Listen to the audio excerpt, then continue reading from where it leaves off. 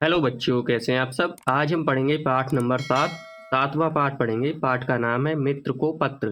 अपने मित्र को पत्र लिख रहा है ये बच्चा। देखिए फोटो में बैठा हुआ आपको दिख रहा है।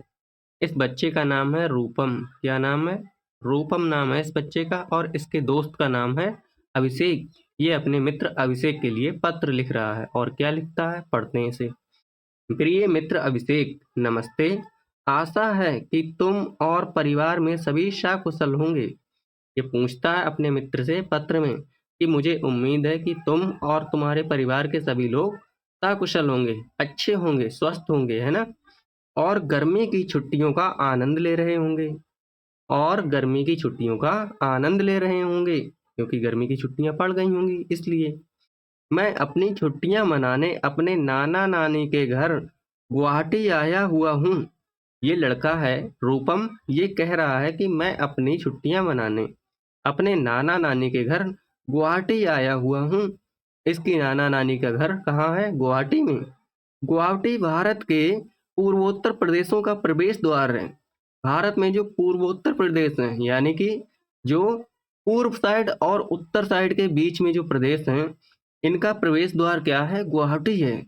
ये एक बहुत सुंदर और विशाल महानगर है। गुवाहाटी एक बहुत ही सुंदर और बड़ा सा महानगर है। विशाल मीन्स होता है बच्चों बड़ा। विशाल मीन्स क्या होता है? बड़ा महानगर है। ठीक है। गुवाहाटी आसाम में है। गुवाहाटी कहाँ है मैं आपको बता दूं, ये आसाम में है, जो ब्रह्मपुत्र नदी के तट पर स्थित है। अच्छा, गुवाहाटी कहाँ पर है? ये ब्रह्मपुत्र नदी के तट पर, इसके किनारे स्थित है। किसके? ब्रह्मपुत्र नदी के। आगे बढ़ते हैं बच्चों। तुम्हें ये जानकर आश्चर्य होगा कि ब्रह्मपुत्र इतनी विशाल नदी है कि इसमें माजुली नाम का एक बहुत बड़ा द्वीप भी है। ये कह रहा है लड़का रूपम अपने पत्र में लिखता है कि तुम्हें ये जानकर आश्चर्य होगा कि ब्रह्मपुत्र इतनी बड़ी नदी है, इतनी विशाल नदी है कि इसमें माजुली नाम का एक बहुत बड़ा द्वीप भी है। ये देखिए नदी के बीच में जो द्वीप दिख रहा है आपको, ये द्वीप ही है माजुली। इसका नाम क्या है? माजुली। ठीक है ना बच्चों। अब बढ़ते हैं आगे। ये नदी में स्थित भारत का सबसे बड़ा द्वीप है। जो नदी के बीच में जो द्वीप है, उसमें सबसे बड़ा द्वीप माजुली द्वीप ही है। ठीक है ना। ये नदी में स्थित भारत का सबसे बड़ा द्वीप है। माजुली में असम के विश्व प्रदेश वैष्णव मठ सत्र में हमने सत्रिय नृत्य देखा। वहाँ का एक नृत्य होता है सत्रिय नृत्य, जिसे बोलते हैं सत्रिय नृत्य, यानी कि वहाँ का नाच गाना, डांस जिसे बोलते हैं। ठीक है। और कहाँ देखा इन्होंने? वैष्णव मठ में देखा। वैष्णव मठ में इसे देखा। ये भारत के शास्त्रीय नृत्यों में से एक है। जो हमारे देश के पुराने नृत्य होते थे, जो शास्त्रों में वर्णित हैं, हमारी किताबों में दिए गए हैं, उन नृत्यों में से एक नृत्य का नाम क्या है? क्षत्रिय नृत्य। गुवाहाटी नगर के समीप नीलांचल पर्वत पर कामाख्या देवी का मंदिर स्थित है। अब देखिए आगे।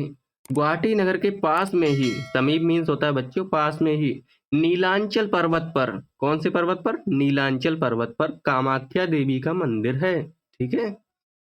यहाँ पूरे भारत से श्रद्धालु दर्शन करने के लिए आते हैं। कहाँ आते हैं बच्चों?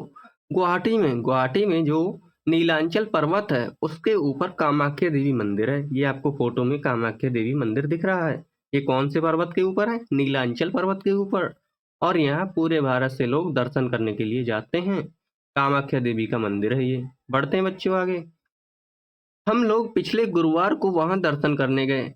अब जो रूपम है, वो पिछले गुरुवार को वहां कामाख्या देवी मंदिर के दर्शन करने के लिए गया था। हम उमानंद मंदिर भी गए थे। रूपम कहाँ गया था? साथ साथ में उमानंद मंदिर भी गया था। यहाँ पहुंचने के लिए नाव से जाना पड़ता है। उमानंद मंदिर पर पहुंचने के लिए नाव से जाना पड़ता है। क्यों नाव से क्यों जाना पड़ता है? क्योंकि जो द्वीप है बच्चों, वो नदी के बीच में है। माजुली द्वीप नदी के बीच में है।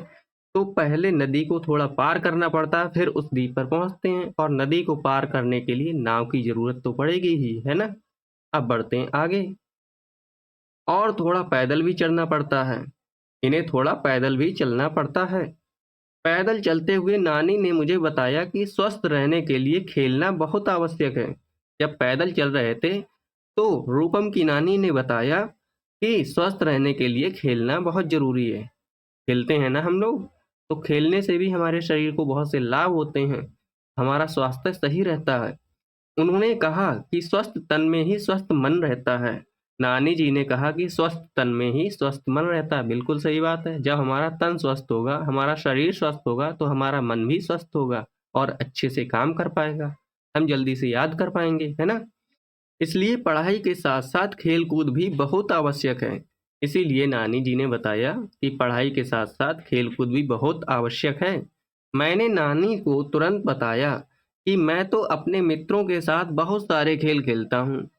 तो रूपम है वो अपनी नानी से कहता है कि मैं तो अपने मित्रों के साथ बहुत सारे खेल खेलता हूँ। हम लोग कितने आनंद से खो-खो, पिट्ठू, क्रिकेट और फुटबॉल खेलते हैं। खेल की बात सोचते ही मुझे तुम्हारी याद आने लगी। खेल की बात सोचते ही किसकी याद आने लगी? रूपम के लिए अपने मित्र अभिषेक की याद आने लगी। क्यों? क्योंकि वह अभिषेक के साथ बहुत सारे खेल खेलता था। मैं तुम्हें यहाँ के बहुत सारे अनुभव सुनाना चाहता हूँ। रूपम कहता है कि मैं तुम्हें यहाँ के बहुत सारे अनुभव सुनाना चाहता हूँ। कहाँ के? असम के, गुवाहाटी के, है ना? जहाँ वो घूमने गया। जल्द ही लौटूंगा। शेष शुभ है, बाकी सब ठीक है। बड़ों को प्रणाम। आपके घर में जो बड़े हैं उनको मैं प्रणाम करता हूँ। तुम्हारा मित्र रूपम। इस तरह से रूपम अपने दोस्त के लिए पत्र लिखता है बच्चों। ऐसे ही आप भी अपने दोस्त के लिए पत्र लिख सकते हैं। जहाँ कहीं भी आप घूमने जाएँ तो आप पत्र लिख सकते हैं। लेकिन आजकल तो पत्र का ज़माना ख़त्म हो गया। हम लोग फ़ोन कॉल पे ही सारी बातें कर लेते हैं, है ना? इस तरह से हमारा ये पाठ पूरा हो गया। अगली वीडियो में मैं आपके लिए ये जो सवाल हैं इनके उत्तर दूँगा, ठीक है? और आगे की अभ्यास माला है, इस अभ्यास माला के लिए पूरा कराऊँगा। मिलते हैं अगली वीडियो में इस क्वेश्चन आंसर के साथ और आप करेंगे चैनल को सब्सक्राइब, वीडियो को लाइक, अपने दोस्तों को शेयर ताकि वो भी ऐसे ही पढ़ें और आपको हमारी वीडियो के माध्यम से समझ में आ पाए। नमस्कार, धन्यवाद।